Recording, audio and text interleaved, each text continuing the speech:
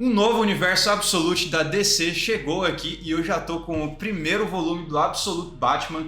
É um universo que dá uma repaginada em toda a trindade dos super-heróis clássicos que a gente conhece. O Batman, o Superman e a Mulher Maravilha colocam eles em uma roupagem completamente diferente, com origens diferentes. No caso do Batman, o cara virou um CLT, cara, acreditem ou não. É isso aí. E eu já tô também com o segundo volume dele aqui já para ler e fazer uma análise um pouco mais refinada de como que tá andando essa história e tudo mais. E eu vou passar aqui com vocês as páginas para ver em primeira mão como é que tá os desenhos, a ilustração, e eu vou também fazer uns breves comentários a respeito da história. Então, fica aí com a vinheta e bora lá!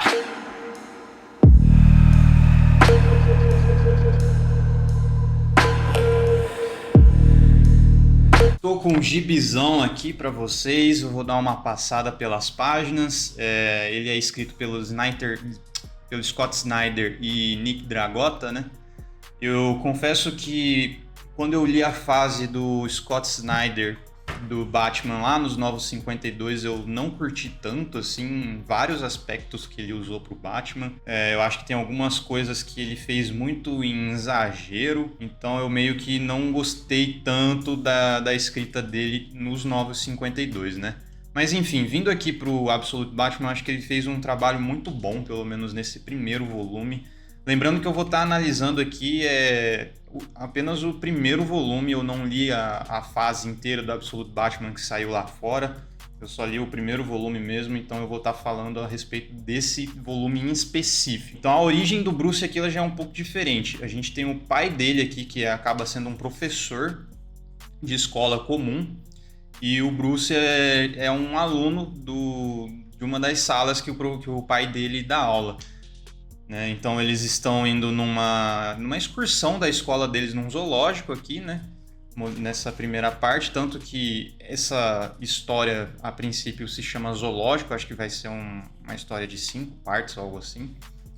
Enfim, da apresentação do Bruce no zoológico, a gente já tem o Alfred sendo apresentado pra gente. Ele é um cara um pouco mais militarizado do que a gente está acostumado a ver em outras mídias. Ele trabalha para uma espécie de agência e ele foi enviado aqui em Gotham para coletar informações a respeito de uma nova gangue de criminosos chamados Animais Festeiros, né? E essa gangue vai ter um envolvimento lá na frente com um dos vilões do Batman, que eu não vou estar entrando em muitos detalhes para não estragar a experiência de ninguém. Né? E aí o Alfred acaba sendo enviado para coletar informações dessa gangue nova e ele meio que, de alguma maneira, consegue entrar em contato com o Batman também. E aqui a gente já tem o Bruce mais adulto já sendo mostrado para a gente também. Ele é um cara que desenvolveu as habilidades meio que por conta própria, assim, treinando junto com um amigo de infância dele no boxe, que é curiosamente o Waylon Jones, né, que é o futuro Crocodilo. E nas outras mídias o Crocodilo já nasce com aquelas características dele, todo de crocodilo e tudo mais que a gente está familiarizado. Só que aqui ainda não. Aqui ele tá normalzão ainda, uma pessoa normal e tal. E o Waylon Jones, ele é um mestre do boxe e o Bruce tá treinando junto com ele. Então, uma das mudanças aqui, por exemplo, é que o Bruce, os amigos de infância dele, são os vilões que a gente conhece tradicionalmente, né? Então, por exemplo, o Pinguim, o Charada, acho que até o Duas Caras meio que são amigos de infância do Bruce. Então é muito interessante aqui, ó, essa aqui é uma foto deles todos reunidos. Inclusive a menina é a Selina Kyle, a Mulher Gato. Então vai ser interessante como que a gente vai ver a abordagem que o Snyder vai fazer a respeito dos relacionamentos que o Bruce desenvolveu durante a infância, né? E, por exemplo, ele acaba se alinhando também com um crocodilo futuramente, mas eu não sei bem como que isso acontece. E aqui tem já a apresentação dele como Batman já. Ele já aparece colocando a máscara e tudo mais aqui para defender uma coletiva de imprensa que o Gordon tá fazendo aqui nessa... Não sei se é um tribunal, o que é exatamente. Mas enfim. E aqui o Gordon ele não é o comissário de polícia. Se eu não me engano, ele é o prefeito. né? Que ele foi eleito pelo histórico de policial dele e tudo mais, mas a galera meio que tá muito descontente com o que ele tá fazendo a respeito com os animais festeiros, né?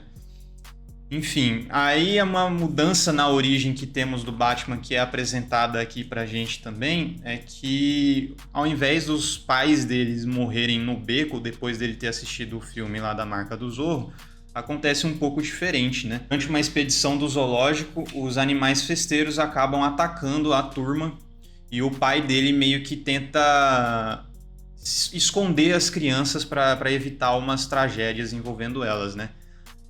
Então o Bruce meio que muda, então meio que a origem dele muda nesse aspecto de local e situação. Então fica um pouco mais, como que eu posso dizer, um pouco mais acreditável, digamos assim, ao invés de tipo assim, do nada os pais deles resolvem ir num beco escuro no meio da noite, tipo, entendeu? Então fica um pouco mais interessante. Aqui, nessa sequência de ação que a gente tem em frente ao tribunal, sei lá o que é isso aqui exatamente, a gente vê algumas características do traje que o Bruce fez para ele mesmo, que é bem interessante. Por exemplo, a capa dele, que não é bem uma capa, parece que é mais asas, né? São asas individuais que ele tem ou algo assim, servem como uma ferramenta também, assim como as orelhas que ele tem também servem. Então, por exemplo, ele consegue usar aqui, ó, essas, sei lá, asas que ele tem, eu vou colocar dessa maneira, como se fossem realmente, tipo, mãos do morcego e tudo mais. Ele usa o negócio como se fosse um gancho também, por exemplo. Tanto é que aqui no início da HQ dá uma explicada quando eles estão nessa expedição do zoológico, mais ou menos. Tem algumas cenas aqui que mostram, ó, morcegos são irados, tipo, morcegos voam, morcegos caminham com as asas, no caso, né? Morcegos se penduram de cabeça para baixo, dá para imaginar. Então, logo aqui na frente, ele usa todo o traje dele exatamente da maneira que é explicado que ele vê ali no zoológico. Então, tá sendo bem interessante, eu gostei bastante dessa história aqui. Eu não vou avançar muito mais do que isso para vocês não acabarem vendo o final da revista e tudo mais. Aqui a gente tem também um aproveitamento melhor de um dos personagens que eu acho que é até pouco explorado no universo tradicional do Batman, que eu acho que ele vai ser até o vilão principal dessas 5 partes do zoológico, né, que é a história que está sendo apresentada aqui no caso. Mas eu não vou falar quem é, vocês vão ter que ler aí para descobrir. Se eu não me engano, lá fora, o Absolute Batman já está na edição 15ª, 16ª, por aí, não tenho certeza. Se vocês quiserem ler, tipo, lá de fora também, vocês já vão estar bem mais adiantados do que aqui. Bom, mas enfim, a respeito da arte do Dragota, cara, eu acho que ela é bem legal, tipo, ela conseguiu passar essa como que eu posso dizer, essa característica mais de um negócio mais grunge, assim, sabe? Um negócio mais áspero, não sei, como se realmente fosse um ambiente muito pior do que a gente já está acostumado no universo do Batman. É como se ele realmente tratasse a Gotham como se fosse uma perdição pura. Tipo, a gente conhece a Gotham como ela já é, e agora imagina como se isso fosse pior, sabe? Até porque esses animais festeiros, né, que é essa gangue que a gente tem nesse universo aqui, eles fazem violência por violência com qualquer pessoa, tipo crianças, idosos, mulheres, tipo, eles não fazem nenhum tipo de diferenciação nisso. Para eles, todo mundo é carne a ser abatida, sabe? E a gente tem também a cena clássica aqui, cara, do Batman arrancando o símbolo dele do peito e usando de machado, cara, que é irado pra caramba isso aqui, mano. É bem brutal essa revista, cara, é bem legal mesmo. A gente tem uma roupagem muito interessante, o traje dele também, é tudo ferramenta. Aqui nesse universo, como o Batman, ele meio que é um CLTzão, assim, sem dinheiro, pobre, fudido, igual a gente.